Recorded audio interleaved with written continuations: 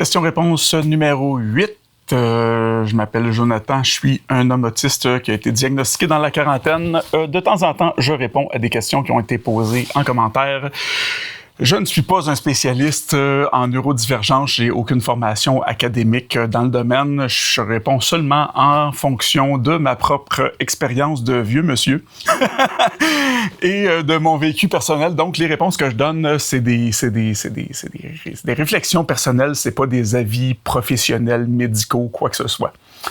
Je commence avec la première question, qui en fait, c'est un commentaire suivi de 2 questions. Commentaire, ton regard vers la caméra change et ton rire, tes sourires sont plus fréquents, plus spontanés. Merci beaucoup. Question, est-ce que tu nous vois de plus en plus derrière l'objet? Et question numéro 2, as-tu épinglé une photo genre trombinoscope pour rendre ton regard différent? Avant de répondre, je dois juste être honnête, j'ai dû chercher la définition de trombinoscope parce que j'avais aucune idée de ce que ça veut dire. Trombinoscope, c'est de ce que j'ai compris, une genre de mosaïque avec une grille de plusieurs visages, un peu comme quand on va sur un appel Zoom ou quelque chose du genre, là. Non, je fais pas ça, mais merci beaucoup pour le compliment. Pour répondre aux questions, là, est-ce que tu nous vois de plus en plus derrière l'objet? Oui. Parce que, en fait, ça fait comme 4 mois maintenant que je fais ça. Puis il y a tout le temps de plus en plus de monde. Puis plus il y a de gens qui commentent, qui laissent des commentaires, des messages, des suggestions, qui posent des questions. Puis ça fait en sorte que ça rend la chose vraiment plus concrète. Fait que, tu sais, c'est plus juste un chiffre de followers, mettons, que je vois. C'est vraiment, ça rend les personnes plus concrètes. Puis il y a beaucoup de personnes qui posent des questions, qui commentent de façon récurrente. Fait que ces personnes-là deviennent vivantes pour moi. Tu sais, je commence à connaître, tu sais, je reconnais des noms, je reconnais des personnalités, fait que ça devient vraiment plus concret, puis c'est vraiment plus facile pour moi de savoir à qui je m'adresse parce que j'ai déjà un pouls, tu sais, j'ai déjà l'impression de connaître certaines personnes plus personnellement, si on veut. Pour ce qui est du sourire, des rires plus fréquents, ben je pense que ça vient aussi avec l'habitude. Tu sais, j'avais déjà un petit peu d'expérience en communication avant de faire ça, mais là, je suis rendu à presque aux alentours de 70 vidéos que j'ai fait à date. Fait que, tu sais, à un moment donné, c'est comme quand tu commences une nouvelle job, tu sais, t'es moins à ton aise au début, puis à un moment donné, tu te sens un peu plus chez toi. Là, je suis littéralement chez moi, mais au niveau de l'expérience puis de l'habitude, ben c'est ça, je commence à me sentir plus à l'aise, puis plus en confiance aussi, le fait de savoir que les gens, ben la réponse est assez positive, puis les gens semblent apprécier vraiment ce que je fais. Fait que c'est vraiment agréable pour ça. Fait que non, tout ça pour dire que j'ai pas de photos à côté, c'est juste, c'est ça, c'est l'habitude, puis le fait que j'ai plus l'impression de savoir vraiment concrètement à qui je m'adresse parce que je vous sens, si on veut, à travers les commentaires, les questions, tout ça. Mais merci beaucoup pour le commentaire, c'est super apprécié, ça me confirme que ben il y a de l'amélioration puis les choses vont bien, là. Je suis vraiment content. Prochaine question. Les intérêts spécifiques sont-ils diversifiés ou sont-ils plus ou moins reliés un à l'autre? Ça, c'est une super bonne question que je m'étais personnellement jamais posé la question. Je sais pas pour tout le monde, mais je sais que moi, en lisant la question, je me suis interrogé à ce sujet-là, puis je me suis rendu compte que pas mal tous mes intérêts, moi, ça tourne autour de 2 catégories. Tu sais, ça va être pas mal autour de, mettons, art, communication, multimédia ensemble ou sciences et technologies.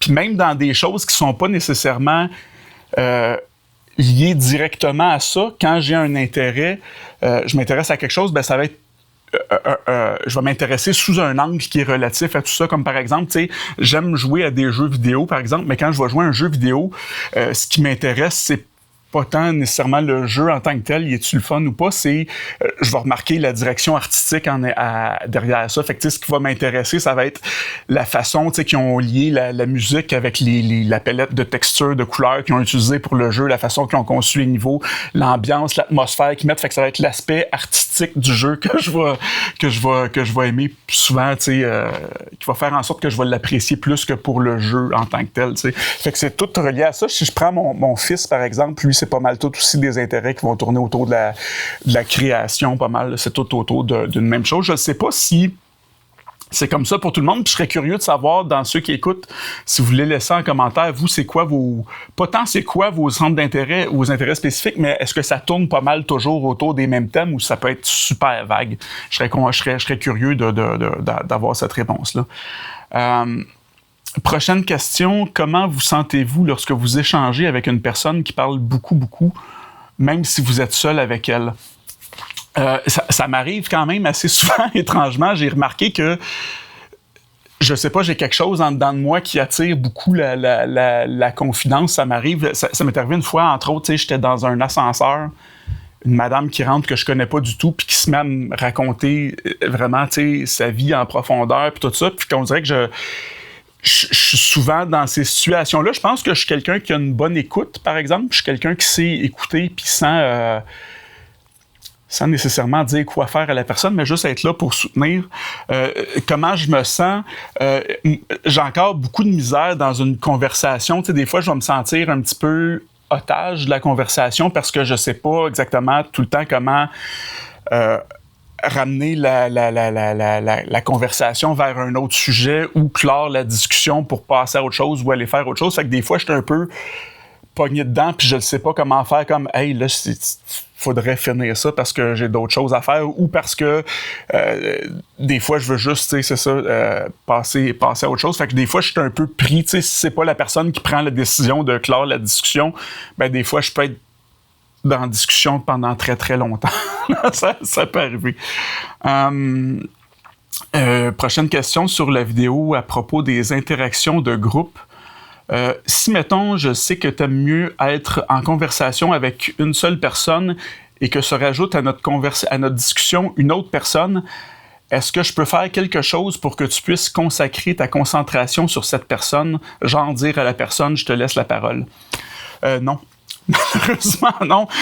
Parce que c'est pas tant une question pour moi d'être capable de suivre la discussion que tout consomme des ressources en même temps. Tu sais, je parlais dans la vidéo que j'ai faite, je parlais surtout des personnes, mais il y a aussi tout l'aspect environnemental. Fait que tu sais, il y a une partie de mes ressources qui vont servir à analyser l'environnement. Tu sais, est-ce qu'il fait chaud? Est-ce que c'est humide? Est-ce que les lumières sont trop fortes? Y a-tu de la musique? Y a-tu des bruits de fond? Toutes ces choses-là, ça va jouer sur la charge cognitive en même temps. Puis c'est un petit peu comme si supposons que tu as ton ordinateur ouvert puis que tu as un onglet avec une série Netflix qui joue. Il y a un autre onglet avec une vidéo YouTube, puis l'autre, t'écoutes un film sur Prime, mettons. Ben, t'as ces trois onglets-là ouverts, même si tu mets les deux premiers sur mute puis que tu mets le troisième en plein écran pour que ça soit lui qui capte toute l'attention puis qu'il y ait seulement le son de lui, ben les deux autres qui sont en arrière-plan, pendant ce temps-là, ils consomment quand même des ressources. Tu sais, là, ils vont consommer de l'Internet, ils vont consommer de la mémoire vive, ils vont consommer du processeur pour le traitement vidéo. Fait que c'est toute une charge qui est là quand même si c'est pas ça qui est à l'avant-plan, la charge reste là quand même. Fait que les seules choses que j'ai vraiment qui vont m'aider dans ces situations-là, ça m'arrive, entre autres, parfois quand je vais dans des endroits où il y a beaucoup de monde, je vais porter des bouchons, ce qui va faire en sorte que ça va réduire mon cerveau reçoit pas carrément certaines informations parce que je les entends plus. T'sais. Fait que les gens qui vont parler, qui vont être plus loin, les bruits qui vont venir de plus loin, les résonances, tout ça, je les entends juste pas. Fait que j'ai ça de moins à traiter. Ça devient un petit peu plus facile pour moi dans ce cas-là. Mais pour le reste, c'est ça, c'est pas tant une question d'être capable de suivre, d'amener l'attention d'une place à une autre. C'est une question que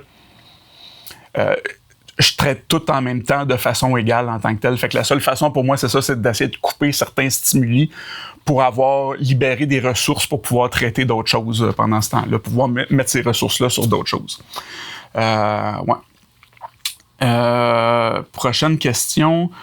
Tu sembles très bien reconnaître tes besoins, tes limites, être capable de nommer à ton entourage être capable de les nommer à ton entourage et d'utiliser les bons outils qui te font du bien. Est-ce que ça a toujours été comme ça? Non. Vraiment pas. Je te dirais que j'ai été très, très, très longtemps comme coincé, surtout émotionnellement, parce que il y a quelque chose qui est très fréquent chez les personnes autistes, c'est qu'on va être souvent alexithymique. Ça, c'est une c'est une façon de dire, dans le fond, qu'on a de la misère à ressentir certaines choses. Fait que les émotions sont tout le temps là, comme tout le monde, dans le fond. C'est juste que c'est comme si le signal n'est pas fort, un peu comme un poste de radio, tu sais, qui est comme en deux postes, ça griche un peu, puis tu entends un petit peu parler, mais il faut vraiment que tu te concentres pour entendre ce qui se passe. Ben, c'est un petit peu ça avec les émotions, sont là, mais sont là comme n'importe quelle personne, tu sais, je ressens tout, je vis toutes les mêmes choses, c'est juste que le signal, il est pas super fort, fait que pour l'entendre, il faut vraiment que je me concentre pour aller le ressentir, puis ça, ben, ça a fait en sorte que j'avais l'impression de ne pas ressentir, de ne pas avoir certaines émotions, de ne pas avoir certaines connexions avec les gens pendant très longtemps. Puis ça fait pas super longtemps que j'ai découvert que c'était là vraiment. Tu sais, ça, je le vivais, mettons, avec la musique, avec l'art en général, parce que c'est un contexte où vraiment c'est l'émotion qui est le centre d'attraction principal. Tu sais, le fait que ça allait bien. Mais pour le reste, pour ma vie personnelle, ça a été super long. Je me souviens, quand j'étais au cégep, j'avais un ami qui venait d'écrire une pièce de théâtre. C'était la première pièce dans laquelle moi j'ai joué, puis j'étais hyper fier de lui, là, tu sais, puis j'avais envie de dire « Hey, je suis content, je suis fier de toi, de tout ce que tu as accompli, tu réalises-tu, tu sais. » Puis je ressentais quelque chose en dedans de moi, je ressentais ça vraiment fort, c'est venu, tu sais, ça a fini par monter, mais j'ai jamais été capable de dire. Puis même au niveau de mes propres limites, de mes propres façons de ressentir mes besoins, c'est comme si j'avais pas été suffisamment attentif pour les entendre puis pour comprendre ce qui se passait vraiment en dedans de moi. Puis ce qui a fait en sorte qu'à un moment donné, j'ai fini par y arriver, c'est qu'à un moment donné, tu te rends que t'es tellement, j'aurais envie de dire, malheureux que tu te rends compte que ben il y a quelque chose qui va pas, ce qui te pousse à aller chercher qu'est-ce qui te rend aussi malheureux, qu'est-ce qui fait en sorte que ça va pas. Puis là, à partir de là, ben, tu peux analyser, disséquer un peu ce qui se passe en dedans, puis comprendre, puis accorder un petit peu plus d'attention à ces choses-là que je ressentais pas ou que j'entendais pas nécessairement à l'intérieur de moi. Mais ça fait, tu sais, là, je vais avoir 44 ans dans une semaine à peu près. Puis ça doit faire peut-être... je dirais maximum peut-être 10 ans que je suis capable de mettre de commencer à avoir un début d'être capable de mettre mes limites, de comprendre ce dont j'ai besoin pour fonctionner, puis d'être capable de le mentionner, puis de le faire respecter aussi. Ça a été vraiment difficile d'arriver là. Ça a pris vraiment beaucoup de temps. Ouais, fait que c'est ça. Ça n'a pas toujours été comme ça, mais j'ai fini par y arriver avec le temps, tu sais, puis c'est... Puis ça, c'est une chose qui revient souvent dans les questions que j'ai, tu sais, est-ce que tu penses que telle personne, mon fils ou mon enfant, mon conjoint va être capable de faire ça un jour? Ben, des fois, ça prend juste vraiment beaucoup plus de temps que les autres pour y arriver, mais, tu sais, l'humain évolue, la personne évolue, puis des fois, il y a des choses qu'on comprend. Puis moi, il y a des choses, des fois, pour comprendre quelque chose, il faut que ça me soit montré vraiment objectivement ou que j'aie pas le choix, que ça me frappe en plein visage pour le réaliser que c'est en train de se passer parce que je le devine pas par moi-même. Tu sais, il peut y avoir des choses qui se passent que je comprends pas ce que c'est jusqu'à temps que ça soit trop fort puis que là, je puisse plus aller plus loin, que j'aie pas le choix comme au pied du mur, si on veut, pour rappeler l'expression. Ouais, fait que c'est pas mal ça. Ça n'a pas toujours été comme ça, mais aujourd'hui, ça va beaucoup mieux. Je considère pas que je suis encore bon pour le faire, mais je me surprends, puis je suis à des années-lumière de où j'étais il y a une dizaine d'années. Puis ça, ben, c'est tout le temps motivant parce que quand tu avances, tu te vois progresser, tu peux constater ton évolution, ton progrès. C'est super valorisant, puis ça te prouve à toi-même, tu réussis à te convaincre que ben, tu es capable, puis tu peux continuer d'évoluer. Fait que s'il y a des choses comme ça qui te concernent ou qui concernent ton entourage, je te dirais que perds pas espoir. Il n'y a rien qui est nécessairement coulé dans le ciment dans la vie. Tout peut changer, tout peut évoluer. Ouais, fait que c'est ça. Je vais me prendre une petite gorgée d'eau avant la prochaine question parce que je commence à avoir la bouche sèche. Prochaine question qui est un peu en lien avec ça, c'est comment es-tu arrivé à pouvoir si bien t'affirmer et assumer le bel humain que tu sembles être. Merci beaucoup pour le compliment. Ça me touche vraiment de me faire dire ça. Là, ça fait 14 minutes que la vidéo est commencée. Fait qu'il y a certainement certaines personnes qui sont parties, qui n'écoutent plus en ce moment. Fait que je vais vous faire une confidence là-dessus pour la réponse à cette question-là. C'est pas encore officiel, mais pour répondre à la question comment est-ce que je suis arrivé à m'assumer puis à comprendre l'humain que je semble être, Je m'excuse, je suis full émotif, ça me rend vraiment... Ouais. J'ai ça qui s'en vient. Qu'est-ce que c'est? Ça s'appelle le cahier des émotions, accueillir ses émotions avec curiosité et bienveillance. Un livre de Jonathan Bécormier, c'est-à-dire moi. Ça, c'est ma copie de travail qui est la copie que j'ai sur mon bureau depuis quelques temps. J'ai ramassé tous les trucs... Excusez-moi, je suis vraiment... comme ça me rend vraiment émotif de parler de ça parce que c'est... C'est quelque chose sur lequel j'ai travaillé fort et qui m'a vraiment servi dans la vie. OK. Fait que, ouais, ça. C'est dans le fond, j'ai mis tous les trucs, les petits trucs qui m'ont aidé à mieux me comprendre, à mieux connaître mes émotions, à mieux savoir qui je suis. C'est super simple. Il n'y a pas énormément de texte. C'est pas comme un livre qu'on lit puis qu'on apprend des choses. C'est quelques pages d'instructions comme ça qui parlent un peu, qui racontent le concept. Puis après ça, on tombe tout de suite dans une espèce de petit questionnaire. Comme ça. Ça, c'est les pages du cahier. Là, je vais essayer de les montrer vite. Il y a un exemple pré-rempli au début qui explique comment ça fonctionne. En gros, c'est toutes des questions que quand tu vis quelque chose ou que même que tu n'as pas l'impression de vivre quelque chose, tu regardes ça. Puis je peux en lire une couple avec vous là, pour vous montrer. Ben, c'est juste quand on vit des émotions, ben, qu'est-ce qui s'est passé? Quelle émotion est-ce que j'ai ressentie? Qu'est-ce qui se passait dans mon corps? Quelle pensée traversait mon esprit? C'était quoi mon besoin à ce moment-là? Qu'est-ce que j'ai fait? Qu'est-ce qui m'aurait aidé? Qu'est-ce que je dirais à quelqu'un qui vit la même chose? Qu'est-ce que je retiens de cette situation-là? Puis en remplissant ces petites cases-là, même si tu le sais pas, tu sais, il n'y a pas de numéro d'ordre, il ne faut pas les répondre dans un...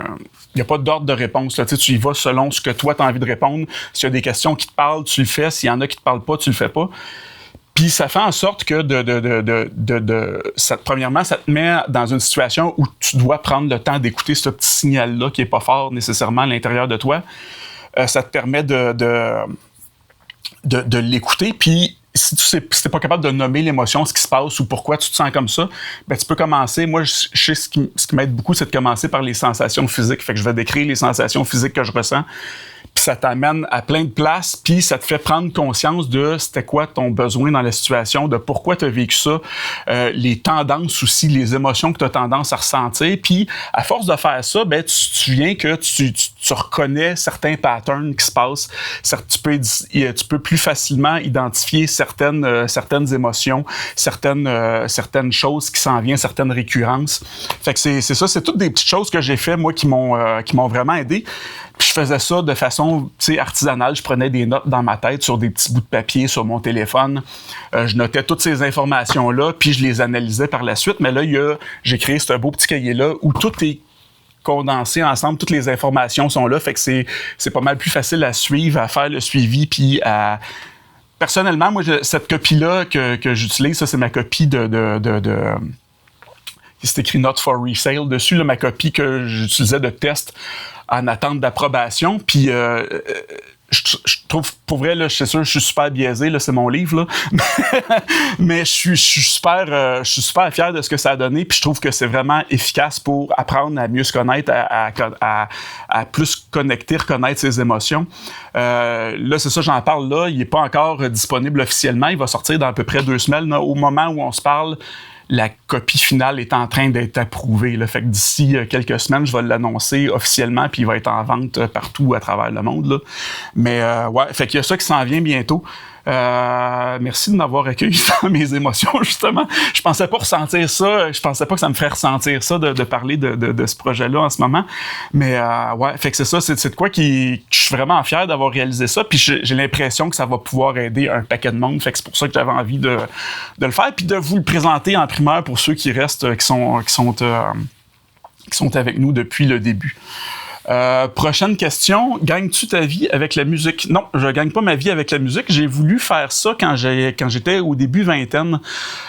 Moi, dans la vie, je voulais devenir auteur, compositeur, interprète parce que la musique, c'est la chose la plus importante pour moi dans la vie. Puis j'aime écrire, j'aime ça faire des chansons.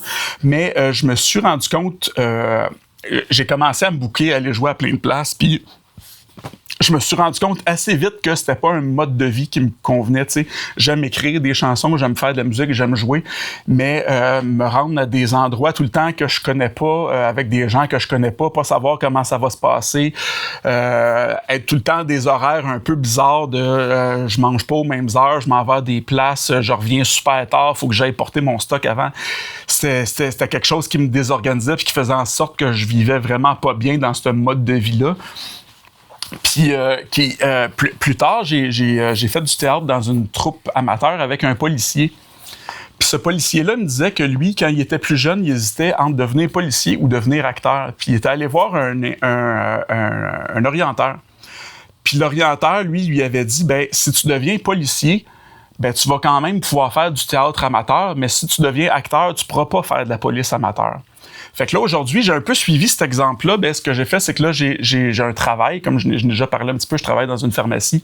Fait que j'ai un travail du lundi au vendredi vraiment stable, les mêmes heures, je fais sensiblement les mêmes choses, toujours le même salaire qui rentre à peu près pareil. Puis, une fois par mois, 2 fois, des fois, ben, je vais faire un spectacle. Je vais souvent jouer dans les mêmes places. Fait que là, je m'enlève une partie de je sais pas ce qui m'attend, je sais pas où je vais aller, qui va être là, ben tu sais la salle, comment ça va sonner, pis tout. Fait que je m'enlève une grosse partie de ces imprévus-là, puis ce stress-là, puis ça devient vraiment plus facile à gérer, tu sais, une journée bizarre comme ça dans le mois que 2, 3 dans une semaine, que là, j'ai l'impression de vivre tout le temps à l'envers. Fait que je peux garder une certaine routine, une certaine organisation, une certaine structure, puis j'ai des fois 2 journées un petit peu plus challengeantes comme ça dans le mois quand j'ai des spectacles. Fait que j'ai pu trouver mon équilibre là-dedans entre, ben, je fais de la musique parce que j'ai besoin de ça pour être heureux, pour me sentir, pour pouvoir continuer de créer, me sentir épanoui, faire ce que j'aime, ce que j'ai envie, puis être capable de payer mon loyer, là, ce qui est quand même pas négligeable non plus. Prochaine question. Avez-vous le syndrome d'Asperger? Oui et non. Ça, j'en ai déjà parlé dans une autre vidéo, mais je peux faire un petit résumé rapidement. En fait, je dis oui et non parce que je corresponds exactement à la définition de ce qu'était anciennement le syndrome d'Asperger. Sauf que depuis l'arrivée du DSM-5 en 2013, je crois, syndrome d'Asperger, trouble autistique, trouble envahissant du développement, ça a tout été jumelés ensemble sous la catégorie trouble du spectre de l'autisme. Parce qu'ils se sont rendus compte, en fait, que ça fait du sens, là, parce que toutes ces conditions-là différentes, ben, c'est toutes des manifestations différentes des mêmes enjeux de base qui sont au niveau des interactions sociales puis des comportements restreints, répétitifs. Fait que c'est la même base, mais qui va se manifester différemment. Fait que maintenant, c'est pour ça qu'on parle de spectre. Maintenant, on parle de trouble du spectre de l'autisme. Fait que moi, le diagnostic que j'ai eu, c'est un diagnostic de trouble du spectre de l'autisme, TSA, et non syndrome d'Asperger. Puis aussi, monsieur Hans Asperger, ben, on a découvert avec le temps que c'était pas une personne vraiment génial, tu sais, il y avait des liens entre autres avec le parti nazi puis des choses comme ça, fait que on est en train d'essayer de le balayer tranquillement en dessous du tapis puis de pas trop essayer de glorifier son nom dans l'avenir, fait que c'est pour ça qu'aujourd'hui on n'utilise plus tant ce terme-là, on parle maintenant de trouble du spectre de l'autisme plutôt que de syndrome d'Asperger, mais ça correspond exactement à cette description-là. C'est juste que c'est plus l'appellation qu'on utilise aujourd'hui. Fait que c'est ça qui va conclure. Ça fait 25 minutes quasiment qu'on est là. C'est ça qui va conclure la vidéo pour aujourd'hui. Si vous avez des questions, commentaires, suggestions, gênez-vous pas de les mettre dans de les mettre en bas du vidéo. Moi, comme je dis, je les lis tout le temps. Ça me fait tout le temps énormément plaisir de lire ça, de vous lire, de mieux vous connaître aussi, puis si je peux répondre à des questions, ben puis aider, ben tant mieux. Merci aussi d'avoir accueilli mon petit surplus d'émotions tantôt que je pensais pas avoir. Fait que là-dessus, ben je vous dis à la prochaine.